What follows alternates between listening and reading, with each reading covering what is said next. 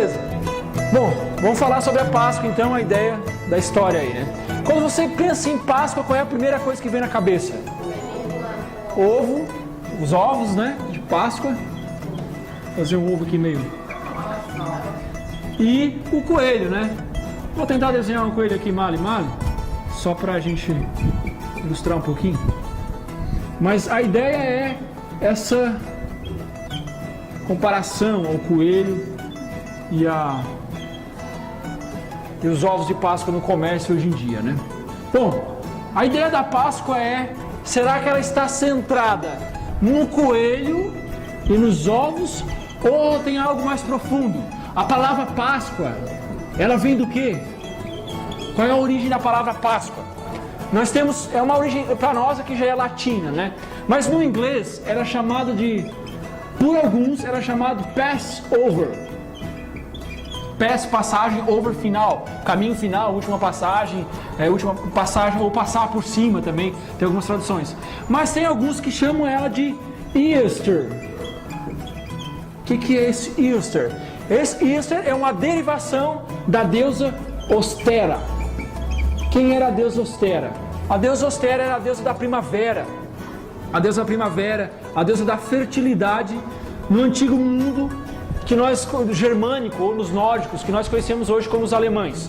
A nação germânica, né? Vem de uma das tribos bárbaras que invadiu o Império Romano. O Império Romano cai em 476 por culpa das invasões das nações bárbaras, né? Engraçado é que a palavra bárbaro, ou barbarus, do grego, era simplesmente um sinônimo de estranho, porque os gregos não entendiam o que os outros falavam, é como se eles falassem barbar, ou para nós blá blá blá, e eles não entendiam, daí quem falava outra língua eram os bárbaros estrangeiros, e aí, mas por culpa da queda do Império Romano, os bárbaros foram considerados as tribos violentas, né? A gente tem esse sinônimo de quem é bárbaro, é violento, não respeita, mas na verdade a origem da palavra é só quem é um estrangeiro.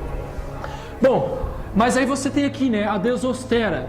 Qual é a moral da história? Qual é a Ostera Easter e passagem em Páscoa, né?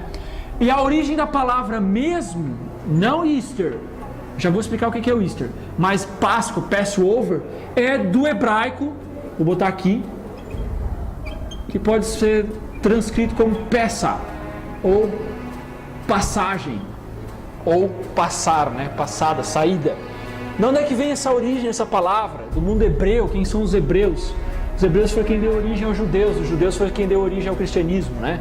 Onde Jerusalém, Israel, aquela região do mundo do Oriente Médio. Só que olha só, de onde é que vem o coelho e os ovos? Tem a ver com a deusa Ostera, a cerimônia de Easter, né? Só que quando que foi comemorada a primeira Páscoa no mundo?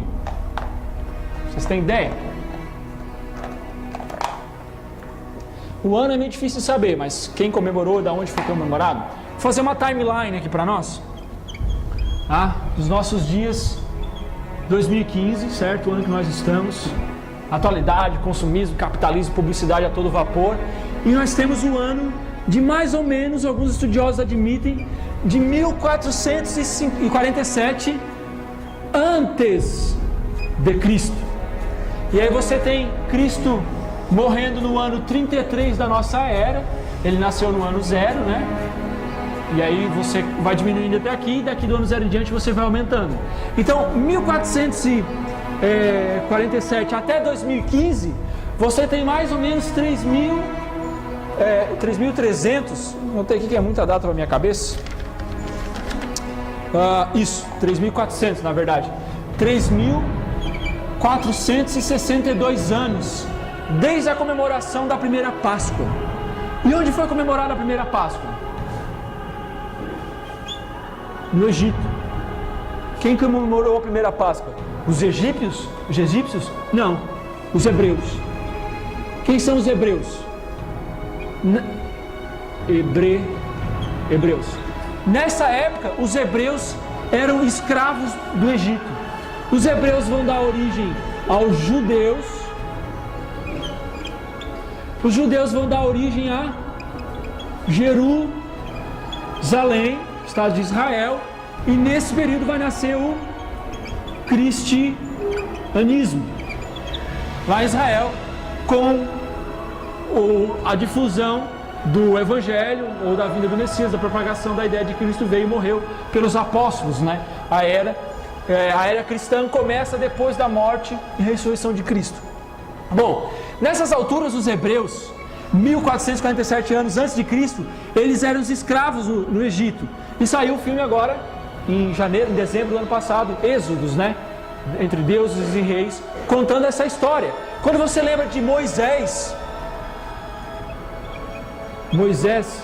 que na verdade o nome vem de Mose, que é um nome egípcio. Por exemplo, você tem um faraó que se chamava Tutmose.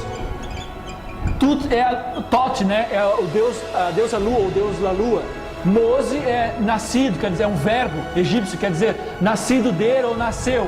Então, é aquele que nasceu da lua, ou nasceu o deus lua, né? Aí você tem Ra-Mose, que era um faraó. Ra era o deus sol, nascido do sol, ou nasceu o deus sol, né? Moisés, na verdade que foi traduzido como Moisés, na sua origem é só Mose. Por que não existe, só existe o verbo nasceu, deu, nasceu, ou nascido, né? E não existe uma outra conjunção, uma ligação. Os egípcios tinham essa cultura, e Moisés ele estava na descendência real do Egito.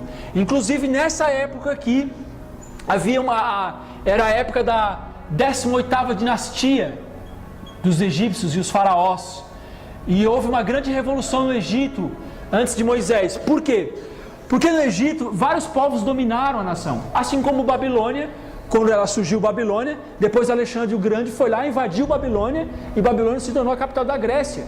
Teve os Medo-Persas também, que antes da Grécia, e depois Roma, que acabou invadindo, né, dominando Babilônia também, dominando as regiões, mas a capital de Roma, do Império Romano, acabou sendo Roma, na Itália mesmo, né? Mas tem todas essas questões. E alguns dos grupos que dominaram o Egito foram os chamados Ixos. Ixos, acho que é assim que se escreve, se não me engano. Ixos, e esses são os caras que levaram o cavalo. Quando a gente vê aquelas bigas egípcias que o faraó andava, que era só aquele carrinho, né? Quem traz os cavalos para o Egito eram os Ixos. Os egípcios não conheciam. Os Ixos traz a cerâmica, boa parte da música egípcia vai se consolidar com os Ixos. E várias coisas da cultura que nós conhecemos com os egípcios hoje foi graças aos Ixos. Os historiadores dizem que eles modernizaram a nação egípcia. Só que nesse período da história, os Ixos que tinham invadido o Egito não tinham sangue real. Eles não eram da nação egípcia naturais, eles dominaram o império. E aí a capital do Egito era considerada nessa época como Tebas. E nessa época, o que vai acontecer? Um cara chamado Amos também é um codinome do deus Lua, também é nascido da Lua, o deus Lua nasceu, né? Ele vai reunir o seu exército de Tebas para invadir o Egito e tomar o Egito dos Ixos. E vai botar todo mundo para correr nessa época. E aí, esse Amos, ele era de linhagem real, que eles viviam afastados, né? E quando acontece isso, para ele manter a linhagem real, sabe o que ele faz? O Amos, ele vai casar com a sua irmã. E vai ter um filho com a sua irmã. E uma filha, um filho e uma filha. Desses dois filhos, ele vai fazer os dois irmãos casarem. E aí vai nascer o Tutmose primeiro, depois o Tutmose segundo, e depois o Tutmose terceiro. Dessa linhagem, vou reunir aqui e resumir bem, porque aconteceu uma grande bagunça, houve traições, nasceram filhos bastardos, filhos da linhagem e filhos da não linhagem, com outras pessoas. Quando nascem esses caras aqui, nessa época aqui, surge a primeira mulher e a única mulher que vai ser um faraó no Egito. Essa mulher se chamava Hatshepsut. É a única mulher em posição faraônica. Dessa forma, os faraós eram enterrados assim ou assim. Eles encontraram ela enterrada, depois foram cavar a história dela e acharam essa múmia.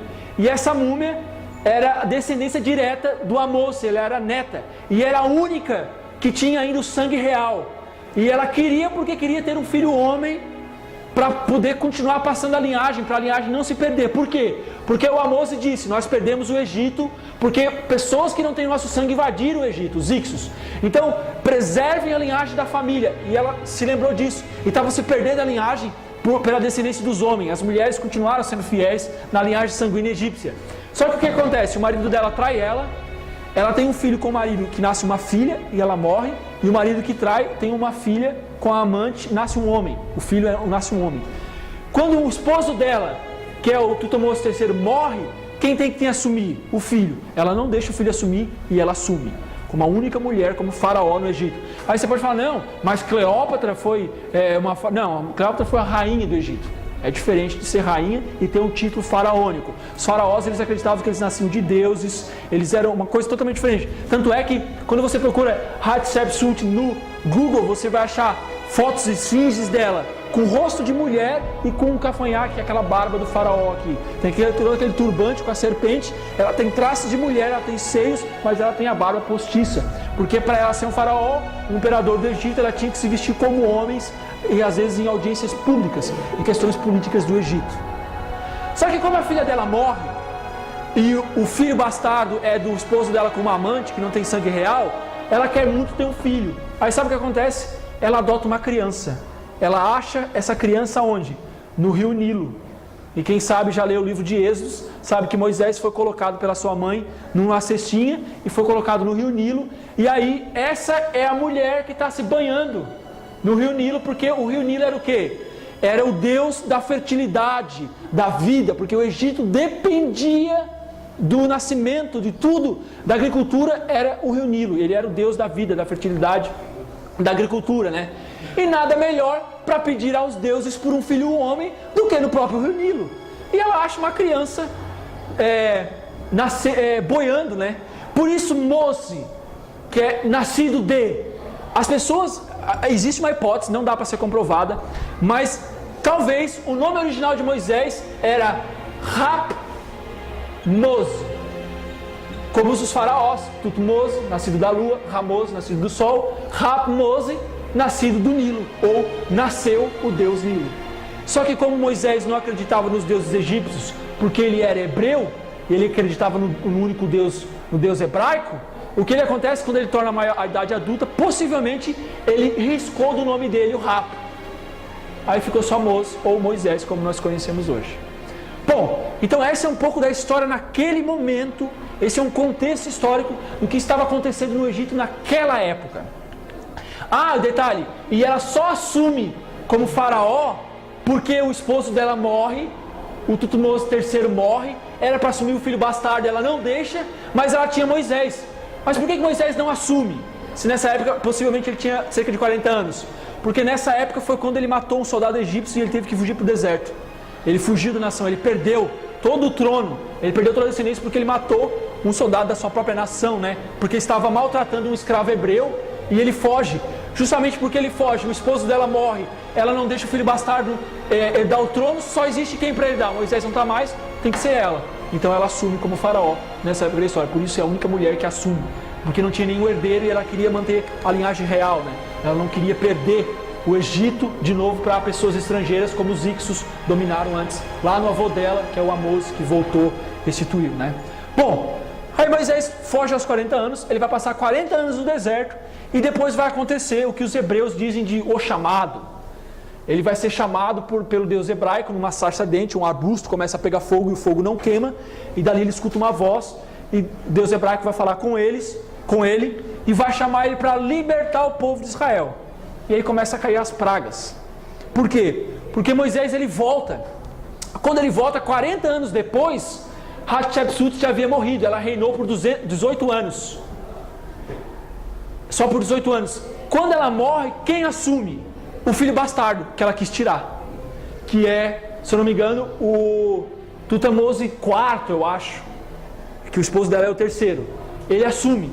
Sabe o que ele faz quando ele assume? Como a mãe dele usurpou o trono, não deixou ele assumir, ele começa, depois de 18 anos, a tentar apagar toda a história da mãe. Então, tem imagens de desenhos egípcios com Deus Ra e Ísis ou Osíris, os dois dando uma bênção sobre um faraó no meio.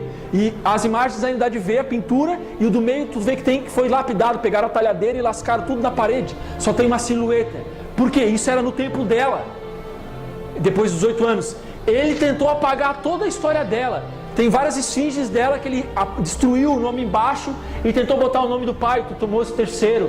Ele tentou fazer isso, por isso que demorou só na década de 70 que foram achar a história dela, extremamente recente, da única mulher como faraó. E aí os caras começaram a cavar, eles começaram a entender. Por isso que pouco se fala disso, isso é muito recente.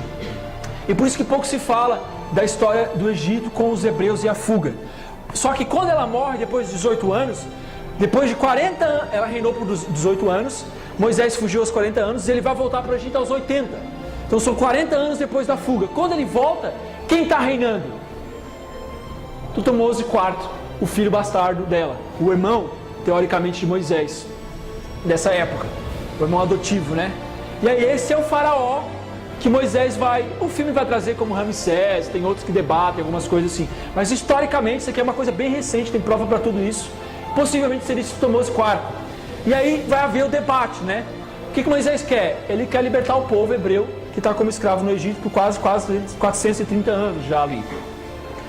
Para ele libertar esse povo, ele precisa pedir para o faraó. O faraó não deixa. E aí começam as disputas, e aí começam a cair as pragas. Só que o que acontece é o seguinte, existe um paralelo bem interessante.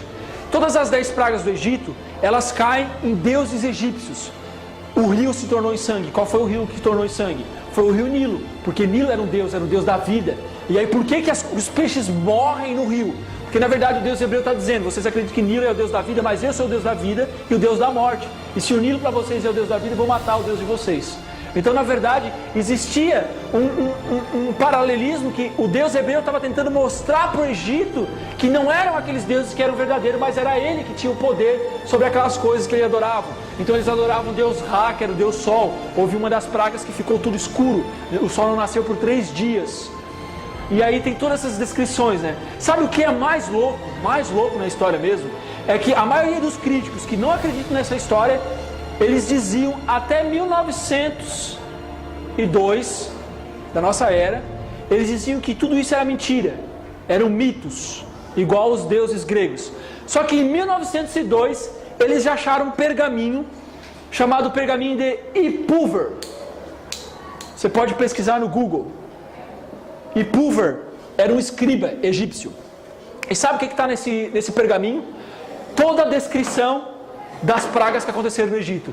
Era um egípcio que viveu naquela época e ele viu as coisas acontecendo. E tem a tradução, gente, você compara os escritos de Ipuwer com a descrição do Êxodo, é muito semelhante. O Êxodo fala que o sol se escureceu por 3 dias. E Ipuwer fala que teve um período que não amanheceu, era todo treva. Ele fala que o Nilo, as nossas águas, fediam como as tumbas. Quando os hebreus saíram do Egito, o Egito deu muita joia, muito ouro, eles pediram, os egípcios deram para se livrar mesmo da última praga, que é o que eu já vou falar aqui para entrar na Páscoa. Mas na descrição do Ipuwer ele fala que as nossas joias eram colocadas sobre os pescoços das servas e das escravas. Há várias descrições, era uma testemunha ocular, alguém fora dos escritos judaicos, fora do Antigo Testamento, de fora, um egípcio, nativo da nação, dizendo um relato extremamente semelhante, o qual está escrito no livro do Êxodo. Aí os caras que até 1902 não acreditavam, diziam que era mito, daí agora eles dizem, tudo bem, pode ser que as pragas aconteceram, mas não foi operação divina, deve ter sido alguma manifestação da natureza. Então você percebe, quando alguém não quer acreditar numa coisa, não adianta.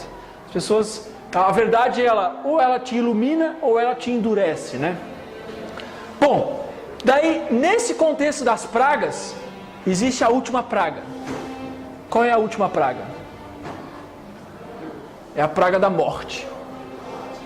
A morte dos primogênitos. Gênito, aquele que é gerado. Primo, primeiro. O primeiro gerado. Quem é o primeiro gerado? É o filho mais velho. Por que o filho mais velho? Por exemplo, eu sou um faraó e nasce meu primeiro filho. Não interessa se eu tiver 3, 4 filhos depois. O primeiro homem é quem vai herdar o meu trono. Sempre era assim, o herdeiro é o primogênito. E aí, a última praga é a morte de todo primogênito do Egito, independente se fosse egípcio ou se não fosse egípcio. Por quê? para tirar toda a descendência. O Deus Hebreus queria que pegasse sua descendência e tirar como escravo, o Egito não queria dar, então peraí, então eu vou tirar a descendência de vocês também, mais ou menos assim, né, esse paralelismo. Não que o Deus Hebreu fosse vingativo, na verdade, tudo poderia ter sido resolvido na primeira vez que Moisés se apresentou para Tutmos IV, mas ele teimoso, não quis, então ele, por culpa do próprio faraó, as coisas se complicaram, né. Detalhe, para o contexto judaico, hebreu, a morte é considerada como um sono. Não houve uma matança criminosa ou brutal. Na verdade, na noite que eles vão sair, todos os primogênitos estavam dormindo, todo mundo estava dormindo e eles simplesmente não acordaram. Todos eles continuaram dormindo. A morte, no conceito judaico-cristão, ela é considerada como um sono. Na verdade, se você é cristão, você tem que entender que a morte é um sono, que a alma não é imortal e que não existe nenhum tipo de espírito vagando por aí. Isso não tem nada a ver com o cristianismo, isso tem a ver com o espiritismo, que surge lá em 1800, na nossa era, ali nos Estados Unidos, com as irmãs Catarina e Margaret Fox, as batidas nas portas, nas paredes. Então é um outro contexto. A alma é mortal e a morte é um sono. Então, na verdade, todo primogênito, eles passaram a dormir nesse período, né? E o que acontece? Para que os primogênitos dos hebreus não morram, Deus pediu uma coisa, Deus hebraico. Pediu que Moisés sacrificasse um cordeiro, degolasse o cordeiro, tirasse o sangue do cordeiro, colocasse numa tigela. O cordeiro teria que ser limpo, a carne fosse assada e eles iam comer aquela carne com pães sem fermento, pão de trigo sem fermento e com ervas amargas.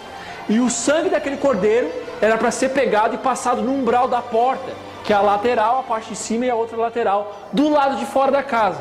Por quê? Porque esse seria o sinal. Toda casa que tivesse esse sinal, quando o anjo da morte passasse sobre o Egito, ele passaria por cima da casa que tivesse o sinal e o primogênito daquela família não morria.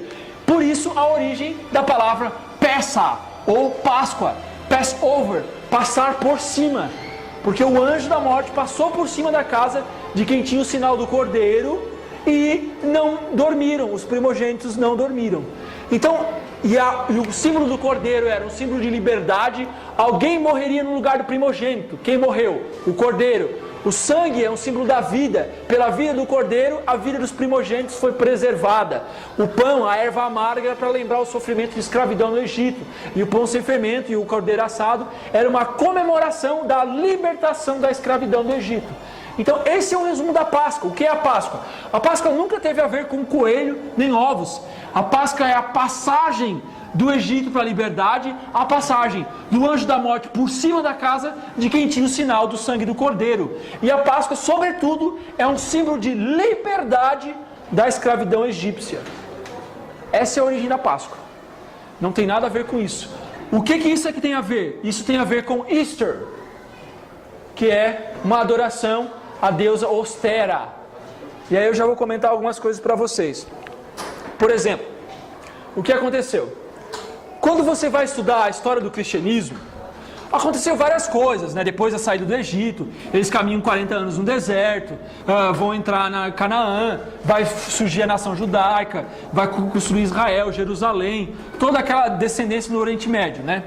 Só para fazer um mapa mundi aqui para a gente exemplificar um pouco. Aqui nós temos a América Latina, certo? Aqui nós temos os Estados Unidos da América, em cima de nós. Deixa eu apagar uma partezinha do coelho aqui. Aqui no outro lado você tem a Europa, beleza? Você tem o Mar Mediterrâneo, a Itália, que é a bota, né? Aquele desenho da bota, o Mar Mediterrâneo. Aqui você desce, tem a África, continente africano. E aqui tem outras partes do mundo, tem a ilha, a Austrália, etc. Tal, a parte oriental, né? Ásia, Japão e tal. Turquia, Rússia, aqui para cima. Então olha só, na época de Cristo, agora nós já estamos em Cristo, passamos 1447 anos depois. Qual era o império que dominava na época de Cristo? A supernação do mundo. Na época de Moisés era Egito. Nessa época é Roma, certo? Qual é a capital de Roma? A Itália. Onde ficava o Egito? No norte da África. Aqui ficava o Egito. Então eles saíram do Egito, caminharam 40 anos no deserto, o Monte Sinai é por aqui, por essa região, e aí eles chegaram nessa parte do Oriente, que que é onde fica Israel. Israel fica aqui, o Líbano fica em cima, a Síria, Damasco, toda essa região do mundo. E nessa época o império era o Egito, na época de Moisés. Caminharam até aqui, chegaram aqui mais ou menos nessa região, fundaram Jerusalém, que era a região dos oásis, uma região muito fértil, uma das mais férteis na região do Oriente Médio. E aí, quando passa 1000 e poucos anos, o Império Mundial se torna Roma. Roma dominava toda essa região do mundo. Isso aqui era considerado o mundo. E Roma era considerado o farol do mundo, a capital do mundo. Tanto é que, quando você pega um texto do Evangelho de Mateus e fala, vós sois a luz do mundo, quando Cristo falou isso, ele estava fazendo um paralelo com o Império Romano, porque Roma era a luz do mundo, era considerado como o farol do mundo. E ele quis dizer, não é Roma, vocês são a luz do mundo, né? Foi um paralelo que ele fez nesse momento aqui. Só que olha só, que ano o Império Romano cai? 476 depois de Cristo, o Império Romano cai. Ele cai por quê? Porque várias tribos, consideradas como as tribos bárbaras, que na verdade eram só tribos estrangeiras, vão começar a invadir o Império. O Império cresceu tanto, comercialmente falando, virou um centro comercial, todo mundo vinha fazer comércio com o Império Romano, e eles não conseguiram mais dar conta de coordenar tudo isso, e o Império começou a se fragmentar. E aí ele vai se fragmentar no quê? Nas 10 divisões da Europa. Então os francos vão se tornar os franceses, os alemanos vão se tornar os alemãos, e várias outras tribos vão dividir. Como o Império se divide, no ano 476, qual era a religião de Roma? Era um cristianismo paganizado.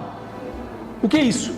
É um cristianismo que tem descendências judaicas, das culturas dos hebreus, judaica, que tem todo o Antigo Testamento, misturado com os deuses pagãos de Roma. Então, por exemplo, quando você vai no Vaticano e vê a estátua de São Pedro, na verdade é uma estátua do deus Júpiter. Quando você pega uma estátua de Maria, na verdade é uma estátua de deusas de Ísis ou Osíris, que são descendências de egípcias, mas que também tem deusas femininas no Império Romano. Na verdade, você vê uma miscigenação de várias culturas. Os romanos tinham a ideia de que, para mim dominar um povo, eu preciso adorar melhor os deuses. Então, quando eles foram invadir a Grécia, eles foram lá e adoraram todos os deuses gregos, porque eles acreditavam que os deuses gregos, se fosse mais adorado por eles, dariam a Grécia para eles. E quando eles dominaram o Império Cristão, eles decidiram absorver essa ideia do cristianismo também, porque o cristianismo estava dividindo o Império. E aí eles pegaram o que era Deus greco-romano e transformaram em santos católico-cristão que nós temos hoje, porque na cultura judaica não existe santo, isso é questão de paganismo, misturação dos deuses com o cristianismo nessa época. E aí dessa época aqui, os germânicos, que são hoje a nação alemã, adoravam Ostera, a deusa da primavera. E a deusa da primavera tem uma história bem interessante. Sabe qual era o animal preferido da deusa? Os coelhos. E teve um dia no inverno que ela resolveu transformar um passarinho num coelho. Ela era uma deusa meio trapalhona, divertida, gostava de aprontar com as crianças, brincar com as crianças, e ela resolveu fazer isso. Só que, por um azar, na mitologia nórdica, germânica, ela não conseguiu fazer com que o coelho voltasse a ser pássaro. Aí esse coelho, que era um pássaro, ficou um coelho que botava ovos, porque os ovos, quem bota é pássaro. Quem já viu o filme de desenho animado A Origem dos Guardiões? Que tem ali o Jack, que é o que congela, tem o Papai Noel, tem o sonho, né, a fumacinha amarelinha, e tem o coelhinho. E qual é a jogada do filme? A jogada do filme é distribuir os ovos para todas as crianças antes que chegue a Páscoa, certo? Tem a fala do dente também. Quem é esse coelho do filme? Esse coelho do filme é o pássaro de Ostera, que foi transformado em coelho, que brinca com as crianças e que tem que dar os ovos coloridos para as crianças. E é por isso que quando entra na toca do coelho, como é que é o mundo na toca do coelho no filme? É tudo colorido, tudo verde, tudo cheio de flor. Símbolo do quê? Da primavera, símbolo da vida, da fertilidade. Então, na verdade, coelho e ovos não tem nada a ver com ser liberto da escravidão egípcia. Ter um cordeiro, alguém que morre no seu lugar. Cara, isso aqui é muito mais profundo, cara. Isso aqui é muito mais histórico. Isso aqui é muito mais intelectual do que uma adoração pagã de um pássaro que vira coelho e bota ovos e que é trapalhão e vai brincar com as crianças. E tá aí na história, a gente não... Só que quando a gente chega agora, em 2015, quando você entra no mercado, que tá na época de Páscoa, o que você vê lá? Você vê aquela coisa louca que você entra debaixo. Eu não consigo entrar debaixo porque eu bato a cabeça lá, né? Mas quem é menor, se olhar para cima, vai ver o fundo do ovo. O que vai estar no fundo do ovo? Vai estar a cara do Homem-Aranha, vai estar a cara do Monster High, vai estar a cara do Hot Wheels, vai estar a cara dos Vingadores. Só que o que é mais interessante é que em 13 de março do ano passado, de 2013, 2014, o governo, o Conselho Nacional de Direitos da Criança e do Adolescente, promulgou uma lei, um edito, que considera ofensiva toda e qualquer publicidade voltada para criança e para adolescente. Em outras palavras, surgiu uma lei que proíbe o uso de publicidade ofensiva. E a ofensiva é justamente essa ideia de rotular um produto com um ídolo, com um super-herói, com uma boneca, com alguém famoso e vincular o brinquedo ao brinde. Porque isso vai induzir as crianças. Você quer o chocolate ou você quer o que está dentro do chocolate? Claro que as crianças, todo mundo vai querer o que está dentro. Porque se você quiser o chocolate mesmo, olha só que loucura. A loucura que é isso aqui, cara. Lacta. Um chocolate da Lacta ao leite. Uma barra de chocolate com 150 gramas custa R$ 5,66, mais ou menos. Um mesmo chocolate num ovo de 170 gramas, só 20 gramas a mais, que é basicamente 2 quadradinhos da barra, custa R$ 31,90. Vamos arredondar para R$ 32. Com R$ 32, quantas barras eu consigo comprar? Cara, eu consigo quase 1 quilo de chocolate. Mas nós somos enganados, mentiram para nós dizendo que a Páscoa tem a ver com coelho e com ovos, que não tem nada a ver. Páscoa tem a ver com peça, liberdade, passar por cima. Páscoa tem a ver com sacrifício, com honra, com liberdade de coração, de consciência do ser humano. Essa é a verdade da Páscoa. Não tem nada a ver com austera, com primavera, com brincadeira de criança. E os caras, além de apagar a história para nós, não contar a história para nós, os caras estão zoando na nossa cara. Velho, você vai comprar quantos quilos de chocolate com isso aqui, cara? Quantas gramas de chocolate? Mas a gente está preocupado em quê? No brinquedo. A gente está preocupado no coelhinho, na distração, né? Então os caras estão mentindo para nós, estão burlando uma lei do país. Por quê? Porque não tem fiscalização, o governo não está trabalhando em cima disso, então as empresas não se sentem preocupadas com isso, e eles estão brincando com a nossa cara, zoando com a publicidade, né? Que é a ideia de fazer você comprar o que você não precisa com dinheiro com o que você não tem. E aí a gente está lá brigando com o pai e com a mãe porque não ganhou ovo e chocolate. Cara, se você quer chocolate, compra uma barra. É mais barato. Pede, mãe, pega aí os 30 reais que você vai comprar e compra 1 quilo de chocolate pra mim. Primeiro que eu também vou ficar até louco, menino, 1 quilo de chocolate. Mas é a real, cara, é a real. Essa é a real, né? Então, resumindo tudo, a história é essa, cara. Quando a história é apagada, a população é manipulada. Essa é a história da Páscoa. O verdadeiro significado é isso. Não isso. Isso aqui é mero capitalismo, consumismo, né? Uma adoração pagã sendo usada para fazer a gente de trouxa e comprar o que não precisa com o dinheiro que nós não temos. Fechou?